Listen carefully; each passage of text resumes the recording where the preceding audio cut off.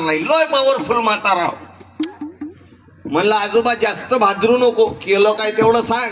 म्हणे महाराज आतापर्यंत chicken mutton खाल्लं जी म्हणे, एकादशीच्या दिवशी नळ्या खाल्ल्या म्हणे, काळी पन्नीच घेऊन येऊ म्हणे मी हप्त्याच्या हप्त्याले. पण आता 17व्या वर्षी गळ्यात माळ घातली म्हणे, भगवी टोपी घातली म्हणे, देवाचं भजन सुरू केलं म्हणे, कच कच कच कच भज गणराज दयाल.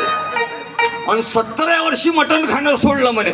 मग जेवण झाल्यावर ते डंगर माझ्या बाजूला बसलं आणि घरच्या घरमालकानं सोपेचं पानदान आणलं. त्या म्हाताऱ्यानं सोपेच्या पानदानातली सुपारी नाही खाल्ली, सोप तोंडात टाकली. मी त्या आजोबाला म्हटलं, आजोबा ते सुपारी खाऊन दाखव ना बे थोडीशी. ते म्हातारं म्हणे, महाराज तोंडात दात उरलेले. म्हणलं चोट्ट्या, तू याच्यानं मटण चावलं होत नव्हतं म्हणून तुनं मटण सोडलं का. आणि मटण तुनं नाही सोडलं, त्या तोंडातून दातानं जागा सोडली म्हणून मटणानं तुला सोडलं. तू एकच पीस खाले 1.5 तास लावतं. त्या मटणाने विचार केला काय त्या तोंडात जाऊन मरता बे. तुकडोजी महाराज आवाज देतात.